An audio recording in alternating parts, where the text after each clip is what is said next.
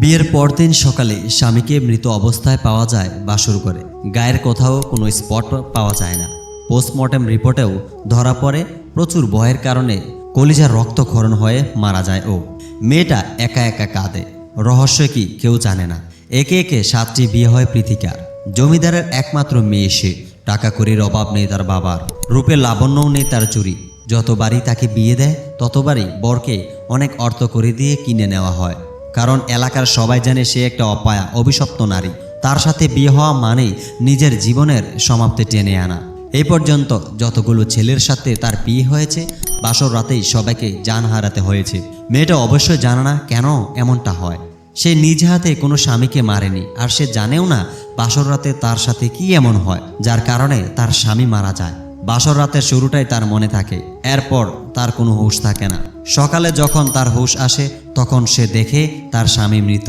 এইসব ভেবে ভেবে দিন রাত চোখের অশ্রু বিসর্জন দেয় সে। কিন্তু কি সেই ঘটনা যার জন্য প্রতিবারই এমন হয়? এইবার জমিদার খুবই রাগান্বিত হন মেয়ের উপর। মেয়েকে রাগে অনেক শাস্তি দেন তিনি। আর কারো বিবাহ দেবেন না অপায়া এই মেয়ের সাথে বলে তিনি সিদ্ধান্ত নেন। একে একে 7টা ছেলের জীবন এইভাবে নষ্ট করেছে সে। এখন জমিদারের নিজের প্রতি খারাপ লাগে, কারণ সবার পরিবারের কাছে তার সন্তানের মূল্য অনেক।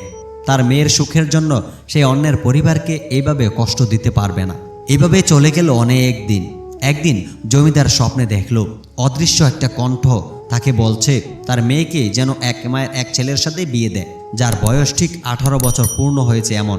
তাহলে তার মেয়েকে আর বিধবা হতে হবে না।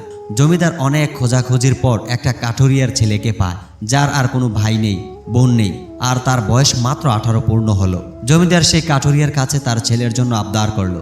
কাঠুরিয়া রাজি হতে চাইল না। এরপর অনেক কষ্টে শত অনুনয় করে কাঠুরিয়ার ছেলের সাথে জমিদারের মেয়ের বিয়ে ঠিক হলো। চন্দ্র মাসের প্রথম রজনীতেই ওদের বিয়ে। বিয়ের রাতটা ছিল অমাবস্যার রাত। এত বছর বাসর রাতে কেন এতগুলো ছেলে মারা যেত, সেই রহস্য বেদ হবে আজ। জমিদার এই বিয়েতে তেমন কোনো জাঁকজমক আয়োজন করেননি, কেননা তিনি জানতেন এইবারও হয়তো আবারও শোকের ছায়া নেমে আসতে পারে। তবে এইবার জমিদারের প্ল্যান ছিল বাসর রাতে কি হয় তা দেখার। এই ভেবে তারা দুটো স্পাই ক্যামেরা লুকিয়ে লাগিয়ে দেয় ফুলের আড়ালে। যেহেতু অনেক ফুল দিয়ে বাসর ঘরটা সাজানো ছিল, সেহেতু ফুলের বাজার ভেতর লুকিয়ে 2টা স্পাই ক্যামেরা লাগিয়ে দেওয়াটা সহজ ছিল। অবশেষে ওদের বিয়েটা সম্পন্ন হয়ে গেল। রাত 10টা থেকে 11টা নাগাদ সবার খাওয়া দাওয়া সম্পূর্ণ হবার পর ওদেরকে বাসর ঘরে এনে দিয়ে যায় জমিদার আত্মীয়রা। কাঠুরিয়া তার ছেলেকে অনেক ভালোবাসত। একটি মাত্রই ছেলে তার। সারাদিন বাবার সাথেই সে কাজ করেছে সংসারের জন্য। তার মা অনেক কান্নাকাটি করছে তার জন্য। না জানি তার বুকের ধনকে আজ হারাতে হয়। বিয়ের পর থেকে তার মা আল্লাহর কাছে কান্নাকাটি করে ছেলের জীবন ভিক্ষা চাইতেছিল। অবশেষে তার মা ও বাবা তাকে দোয়া কালাম পরে সাহস দিয়ে কপালে চুমু দিয়ে বউয়ের কাছে যেতে দেয়। আর বাসর ঘরে যাবার আগে তার মা তার গলায় আল্লাহর নামের একটা লকেট লাগিয়ে দিয়েছিল। যাই হোক, এগুলো ছিল ওদের বাসর ঘরে ঢোকার আগের কাহিনী। এবার চলে যাওয়া যাক মূল পর্বে, বাসর ঘরের ভেতরের গল্প। বাসর ঘরে স্বামী স্ত্রী দুইজন কিছুক্ষণ কথাবার্তা বলে, আরও যা যা নিয়ম রয়েছে সেই সব সম্পন্ন করে একে অন্যকে আলিঙ্গন করলো। তারপর মধ্যরাতের দিকে দুইজন যখন একে অন্যকে আদর সোহাগ করছিল, এক পর্যায়ে ছেলেটাকে মেয়েটা নিচে ফেলে ওর বুকে শুয়ে তাকে চুমু খাচ্ছিল। মেয়েটা ছেলেটাকে দীর্ঘ সময় ধরে জোরপূর্বক চুমু খেতে থাকায় একসময় শ্বাসরুদ্ধ হয়ে সে অজ্ঞান হয়ে যায়।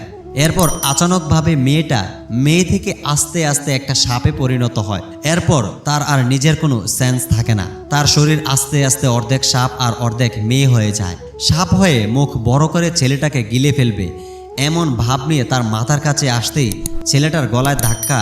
আল্লাহর লকেটের কারণে সাপটি আবার মেয়ে হয়ে যায়। এবার কোনো আক্রমণ করতে না পেরে সাপটি একেবারেই এই মেয়েকে ছেড়ে চলে যায়। সাথে সাথেই একটা বিকট আওয়াজ হয় আর সারা বাড়িতে একটা কম্পন সৃষ্টি হয়। এরপর মেয়েটার জ্ঞান ফিরে আসে আর দেখে তার স্বামী অজ্ঞান হয়ে পড়ে আছে বিছানায়। এরপর মেয়েটি একটু পানি নিয়ে ছেলেটির মুখে ছিটিয়ে দেয়। কিছুক্ষণের মধ্যে ছেলেটিরও জ্ঞান ফিরে আসে। এরপর দুজন দুজনকে বুকে জড়িয়ে নেয়। সারা রাত আদর সোহাগ করে কাটিয়ে দেয় ওরা। এরপর থেকে আর কখনোই মেয়েটি সাপ হয়নি। স্বামীর সাথে চলতে থাকে তার মধুর সম্পর্ক।